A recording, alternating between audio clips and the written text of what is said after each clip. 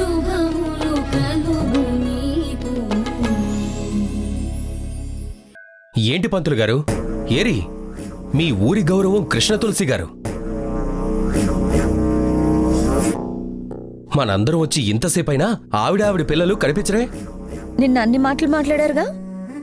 ఈరోజు డబ్బులు ఇవ్వలేమనుకుని మోహన్ చెల్లక ఇక్కడికి రాలేదనుకుంటా. పంతులు గారు, ఊరి పెద్దలు, మేమన్న మాటకి కట్టుబడున్నాం. చీర నేయటానికి మొత్తం రెడీ చేసుకున్నాం.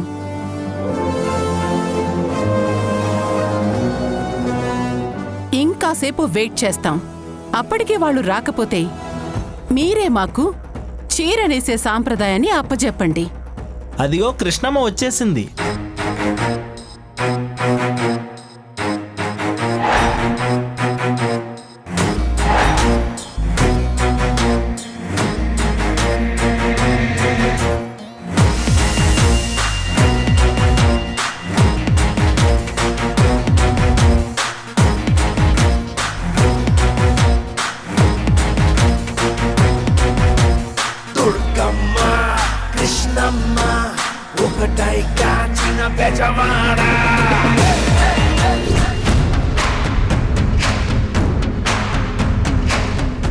మనం పెట్టుకున్న 6 నెలల గడువు 2 వారాల్లోనే తీరిపోబోతుంది.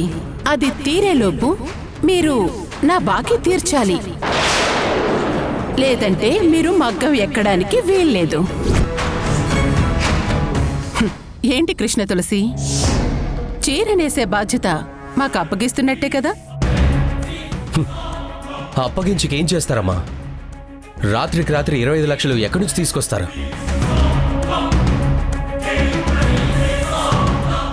అయితే నోటి మాట సరిపోతుందా, లేక నోటు మీద మాటలు రాసుకోవాలా? ఒక్క నిమిషం అరుంధతి. నేనే మంచి పని చేసినా అమ్మవారికి దండం పెట్టుకున్నాకే చేస్తాను.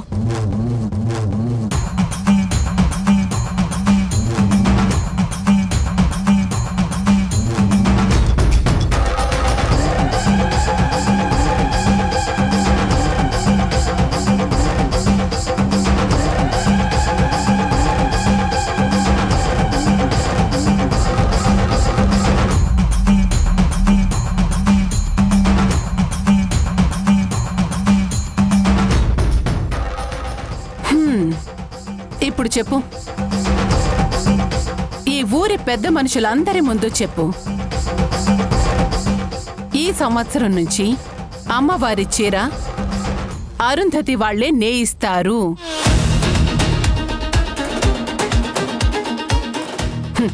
నేను కాదు అని చెప్పు. నేనలా చెప్తాను అని ఎందుకు అనుకుంటున్నావు అరుంధతి? అంటే డబ్బులు ఇస్తారా ఏంటి?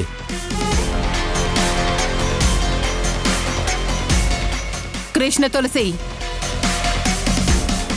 జోక్స్ వేయకు, నిజం చెప్పు, లేదంటే నీ పరువు పోతుంది.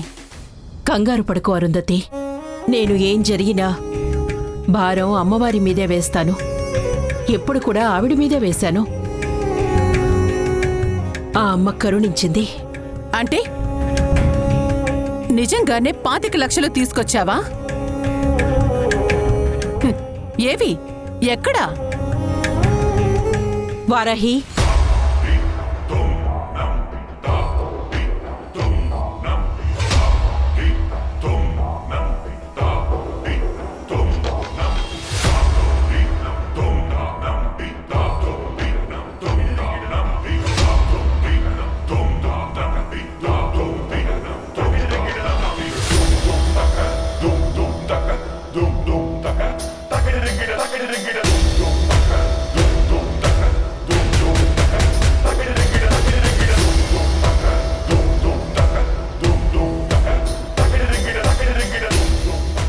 ఇదిగోండి 25 లక్షలు.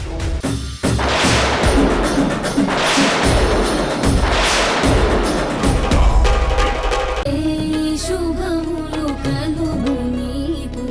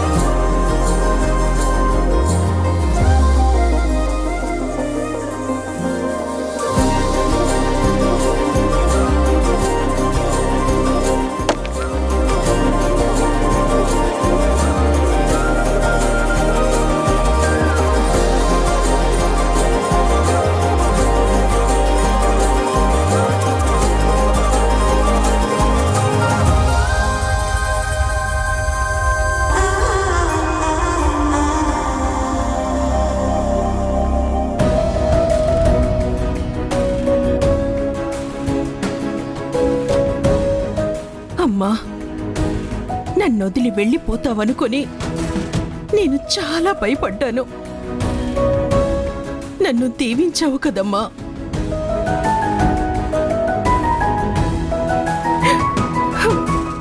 నాతోనే ఉంటున్నావు కదా, చాలమ్మా. నాకు నువ్వు చాలు. మా అమ్మ నాతో ఉన్నట్టే ఉంది.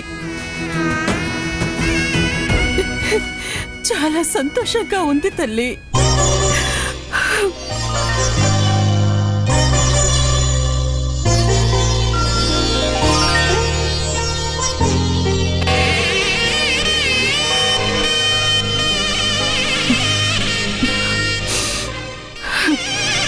వారాహి, దారాలెక్కించమ్మా.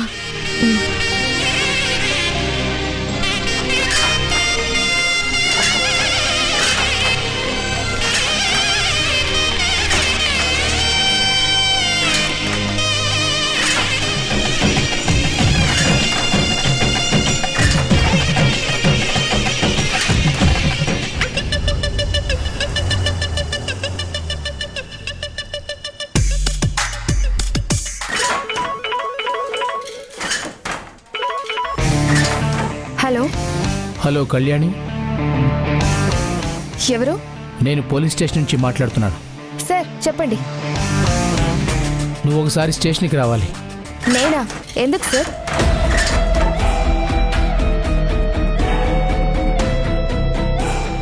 మేడం నీతో మాట్లాడాలంట. నువ్వు డైరెక్ట్గా స్టేషన్కి రావాలి వెంటనే. అలాగే సార్, ఇప్పుడే వస్తున్నాను. ఓకే.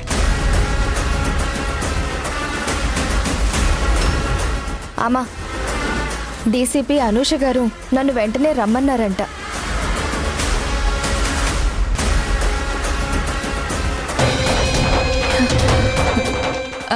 నిన్న ఎందుకు? ఏమో చెప్పలేదు, వచ్చాక చెప్తామన్నారు. సరే, వెళ్ళిరామ్మా.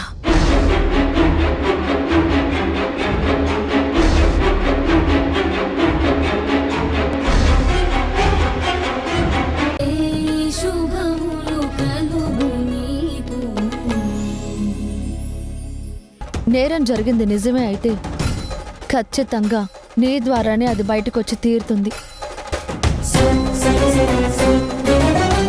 వావ్, మీరు చాలా జీనియస్. ఓకే, నేను బయలుదేరాలి. ఇంకో గంటలో నాకు ఫ్లైట్ ఉంది.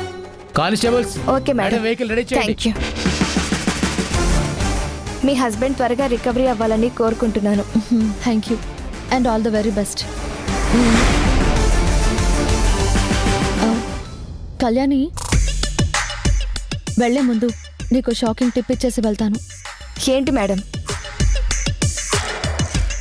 ప్రణయ్ చనిపోలేదు.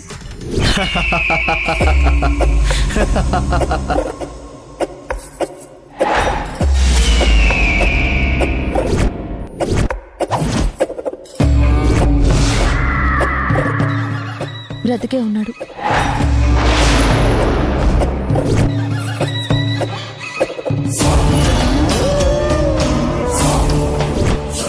This is proved.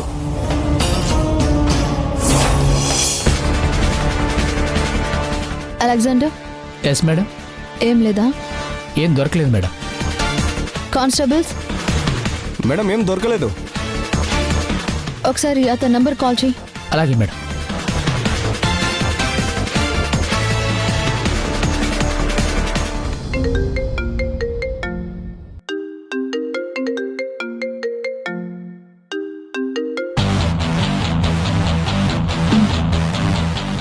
ఇందులో ఏమైనా సస్పిషియస్గా ఉంటే చూడు. అలాగే మేడం. కాలేజ్లో ఉన్న నంబర్స్ ఎవరివో తెలుసుకోండి. అలాగే మేడం.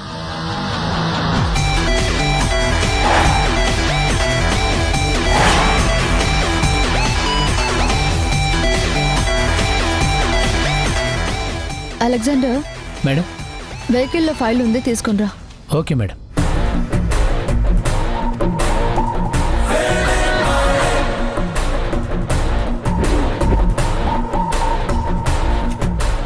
మేడం, అందులో ప్రణయ్ బాడీ మెజర్మెంట్స్ ఏమున్నాయి? Shoulder 19 madam, waist 36 madam. This is proved. Pranay చనిపోలేదు, బ్రతికే ఉన్నాడు.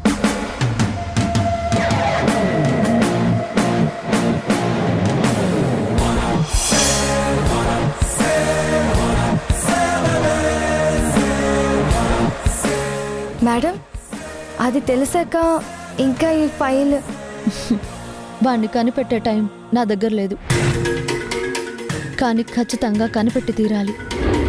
అందుకే నీకు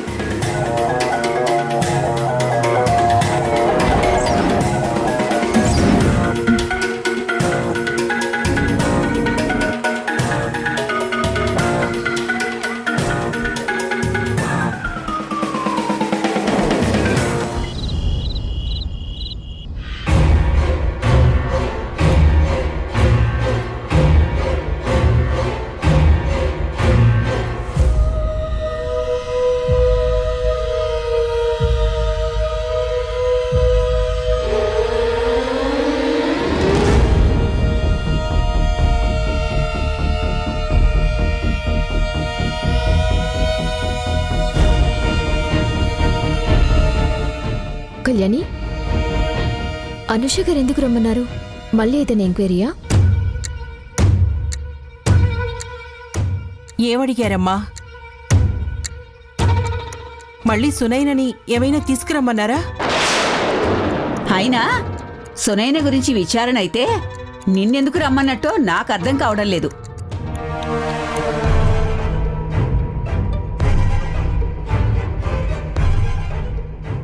ఆ ఫైల్ ఏంటి కళ్యాణి?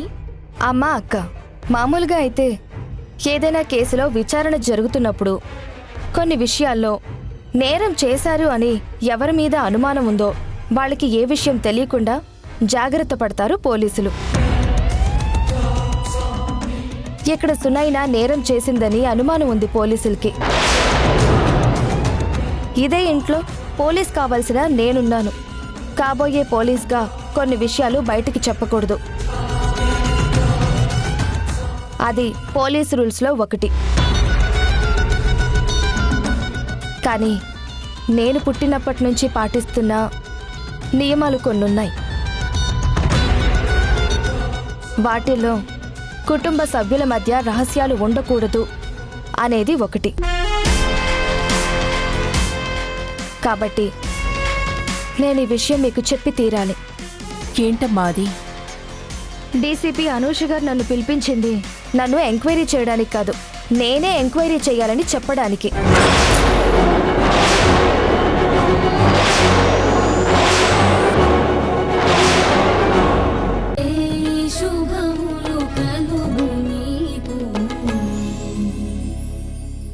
ఏమండి కృష్ణమ్మ గారు, మీరు నాకు విషయం మొహమాటం లేకుండా చెప్పండి. నేను మంచోడ్నా చెడ్డోడ్నా? అదేంటి బాబు అలా అడిగారు? ప్లీజ్ చెప్పండి. మీ గురించి మాకేమీ తెలీదు. కలిసింది మొన్న, తెలిసింది కొంత. ఆ తెలిసిన దాంట్లో మాకు మీ మంచితనం మాత్రమే పరిచయం అయింది. కాబట్టి మీరు మంచోళ్ళని చెప్తాం. ఓకే, నేను మంచోడిని అనుకుంటే ఎంత మంచోడిని? మీతో సరదాగా స్నేహం చేసేంత, లేక మీతో సంబంధం కలుపుకునేంత?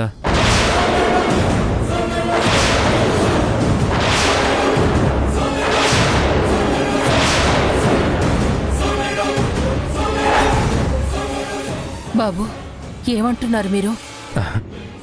ఏం లేదండి,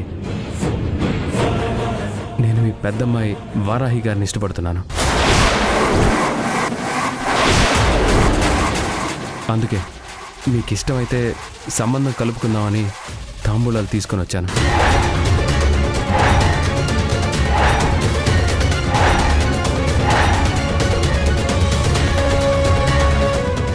మిస్టర్ రఘు, మీకు నా గురించి ఏం తెలుసని సంబంధం మాట్లాడడానికి వచ్చారు?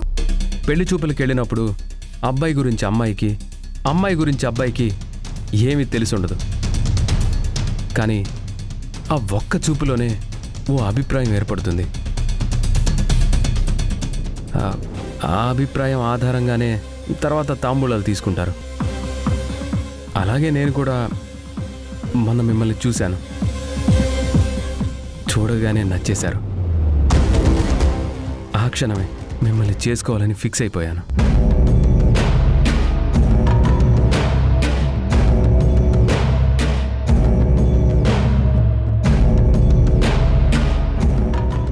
అందుకే ఆ పెళ్లి చూపుల తర్వాత ఈ తాంబూలాలు తీసుకొని వచ్చాను. చూడండి, పెళ్లి చూపులకి వెళ్లే ముందు అమ్మాయి కుటుంబం అబ్బాయి కుటుంబం గురించి, అబ్బాయి కుటుంబం అమ్మాయి కుటుంబం గురించి మంచి చెడు అంతా తెలుసుకుంటారు. అమ్మాయి ఎలాంటిదో, తన గుణగణాలేంటో కనుక్కుంటారు. అలాగే మా వాళ్ళు కూడా అబ్బాయి ఎలాంటివాడో, అతని అలవాట్లేంటో, బుద్ధులేంటో అన్నీ తెలుసుకుంటారు.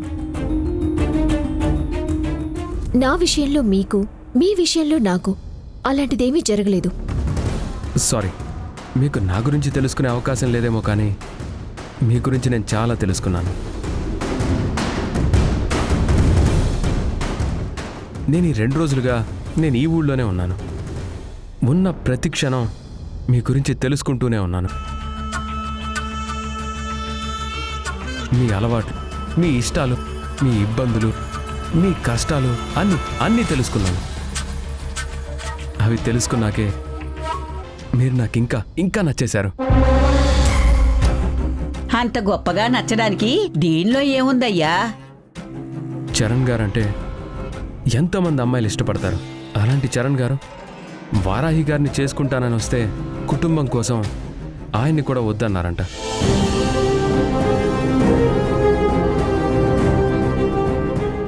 అక్కడే ఆవిడ క్యారెక్టర్ ఏంటో అర్థం అవ్వట్లేదా? అందుకే నాకంత నచ్చారు. చేసుకుంటే ఇలాంటి క్యారెక్టర్ గల అమ్మాయినే చేసుకోవాలని నేను ఫిక్స్ అయిపోయాను.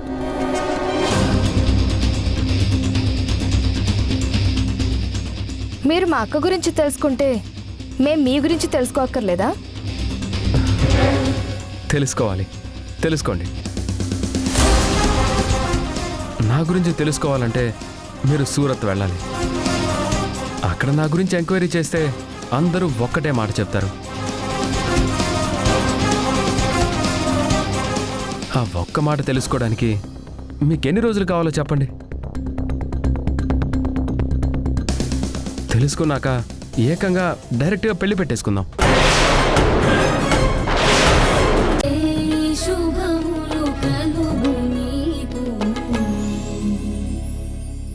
ఈ కనబడే ఆనందం మొత్తం నీ ఒక్కదాని వల్లే నాశనం అయిపోతుంది.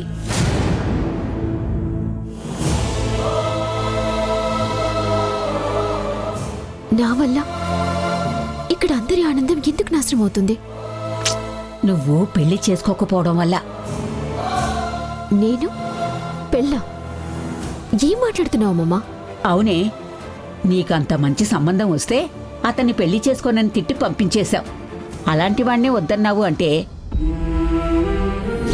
అందుకే మీకిష్టమైతే సంబంధం కలుపుకుందామని తాంబూలాలు తీసుకొని వచ్చాను. నాకిష్టం లేదండి. ఇంక నీకెలాంటి వాడు నచ్చుతాడో అని అసలు సంబంధాలే రాకుండా పోతే? ఆ, రాకపోతే ఏమవుతుంది? నీకే రాకపోతే ఇంక నీ వెనక మిగిలిన ఇద్దరికీ సంబంధాలు ఎలా వస్తాయి?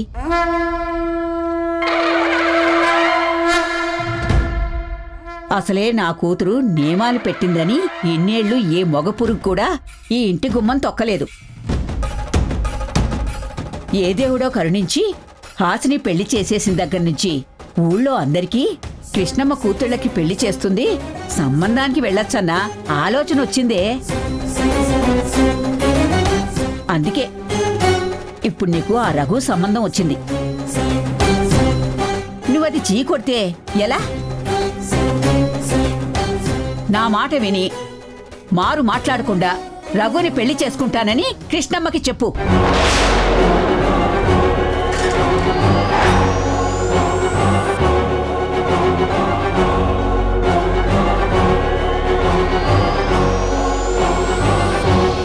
పిన్ని పిన్ని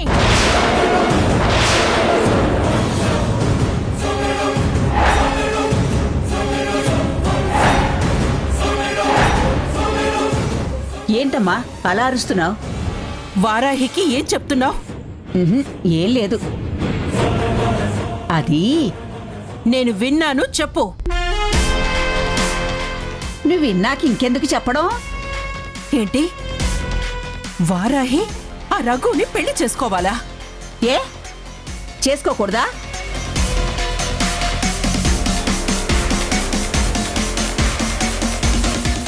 అరే, నాకు అతని మీద గౌరవం ఉంది కానీ ఇష్టం లేదమ్మమ్మా. ఇష్టం లేకుండా పెళ్ళెలా చేసుకోవాలి? ఏయ్, నువ్వు నా కళ్ళ ముందు ఉండడం, ఈ ఇంట్లో ఉండడం నాకు ఇష్టం లేదు. పిన్ని, పిన్నినే. పిన్నిని కాబట్టే ఇదిగో ఈ ఇంటి గురించి ఆలోచిస్తున్నాను. ఇష్టం లేని పెళ్లి చేసుకుంటే ఇంటికి మంచి ఎలా జరుగుతుంది? ఇష్టం లేనిదో ఉన్నదో ఏదో ఒక పెళ్లి చేసుకుని ఈ ఇంటి నుంచి ఈ ముదరష్టం వెళ్ళిపోతే మనకి ఖచ్చితంగా మంచే జరుగుతుంది. అమ్మమ్మా,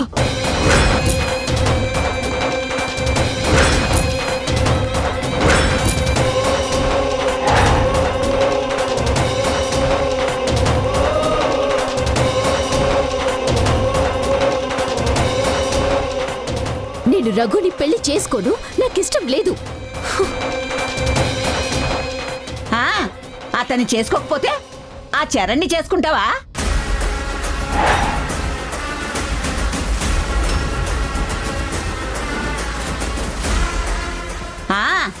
నాకు తెలుసులే, నువ్వు చరణ్నే చేసుకుంటావు. అతన్నే ఇష్టపడుతున్నావు కదా.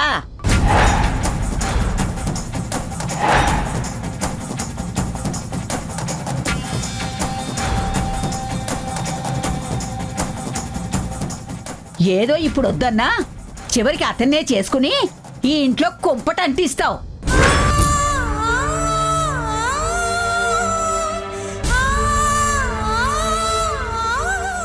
పిన్ని, ఆపుతావా?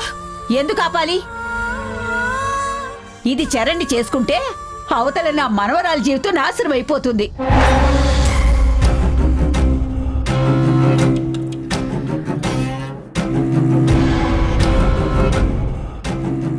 అయినా పర్వాలేదు, దీనికి నచ్చినోడిని చేసుకుని ఇది సంతోషంగా ఉంటే చాలు. నేను చెప్పానా? నేను నీకు చెప్పానా? చరణ్ గారిని చేసుకుంటానని నేను నీకు చెప్పానా?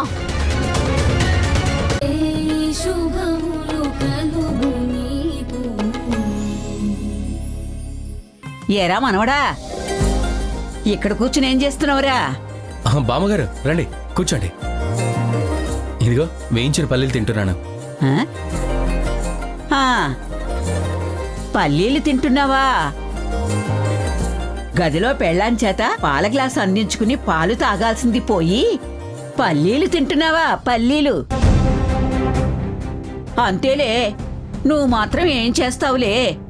అది విడాకులు ఇస్తానంటే మారు మాట్లాడకుండా తీసుకోవడం తప్ప నువ్వేం చేయగలవు? మీరు కూడా అలా మాట్లాడతారండి బామ్మగారు. హాసిని అంత రెచ్చిపోయి మాట్లాడుతూ ఉంటే నేను మాత్రం ఇంకేం చేస్తాను? తనను పట్టుకుని వేలాడమంటారా? అంటే ఏంటి? నువ్వు కూడా హాసిని నుంచి విడాకులు కోరుకుంటున్నావా? నేను ఏం కోరుకున్నా కోరుకోకపోయినా హాసిని కోరిక మాత్రం అదే కదా. ఒరే అబ్బాయ్, మగోడికి ఆడది విడాకులు ఇచ్చింది అంటే ఆ మగోడి బతుకు కుక్కలు చెంపిన విస్తరే అయిపోతుందిరా. బయట కుక్క కూడా నీకు విలువివ్వదు. ఏ అమ్మమ్మ, ఏం చేస్తున్నావు ఇక్కడ? నేనేం చేస్తున్నానే, ఏదో నా మనవడితో మాట్లాడుతున్నాను. ఏం మాట్లాడుతున్నావు? నీకు ఆల్రెడీ చెప్పాను కదా నువ్వు నీ లైన్ క్రాస్ చేయొద్దని. నేనేం గీత దాటేనే? గయ్యాళిలాగా నా మీద ఎందుకలా పడిపోతున్నావు? ఏదో పాపం, నా దగ్గర వాడు బాధ చెప్పుకుంటుండే వింటున్నాను. బాడేం చెప్తున్నాడు, నువ్వేం వింటున్నావు? వీడా? అవ్వ, తాళి కట్టిన మొగుణ్ణి పట్టుకుని వాడు వీడు అంటారా ఎవరైనా? అది మర్యాదేనా? ఏ మొగుడు మాత్రం పెళ్ళాని ఏమే వసే అనొచ్చా?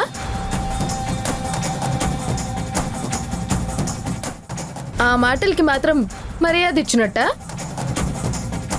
మొగుడు పెళ్ళాని ఏవండి అంటే పెళ్ళా మొగుడిని ఏవండి అనాలి. అయినా నువ్వు మాట మార్చుకో. పద ముందిక్కడి నుంచి, పద. అయ్యో ఉండవే, నేనేమీ విడాకులు వద్దనట్లేదు. విడాకులు తీసుకుంటే బయట పరిస్థితులు ఎలా ఉంటాయో వివరిస్తున్నాను. నువ్వేం వివరించనక్కర్లేదు, పదెక్కడి నుంచి. అయ్యో ఆగవే, ఆగో. పదెక్కడి నుంచి. ఒరే బాబు, కాస్త ఆగమని చెప్పరా దీనికి? ఎవరది?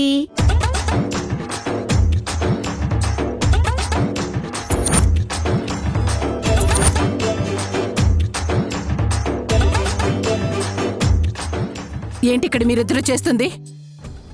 అది కాదు అరుంధతి, ఇది విడాకులు ఇస్తానంటుంది కదా, వాటి గురించే మాట్లాడుతుంటే. నువ్వేం మాట్లాడొద్దన్నానా? పద ముందు, నువ్వు ఇక్కడి నుంచి పద.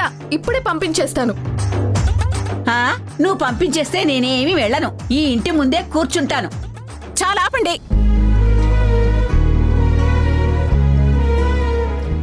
నిజంగా నేనేం అనలేదు అరుంధతి. ఏంటి కొత్త డ్రామా? మీరిక్కడికొచ్చింది ఎందుకు? ఇలా కావాలని గొడవలు పడి మాకున్న మనశాంతిని దూరం చేయడానికా? అయ్యో అయ్యో, నేనేం అలాంటి దాన్ని కాదమ్మా. మీకు తంపీలు పెట్టే రకాన్ని అస్సలు కాను. ఏదో 4 మంచి మాటలు. ఏం మంచి మాటలు? మీ మాటల వల్ల, మీ చేతల వల్ల ఎప్పుడు మేం సంతోషంగా లేము. మీ కుటుంబానికి అప్పుడు నేను బాధితురాలయ్యాను. ఇప్పుడు నా కొడుకు బలవుతున్నాడు.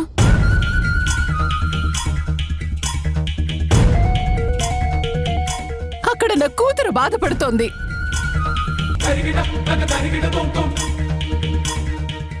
మీ కుటుంబానికి మా మీద ఎందుకింత పగ? ఇంకా ఎంత నాశనం చూస్తారు ఇంట్లో? అయ్యో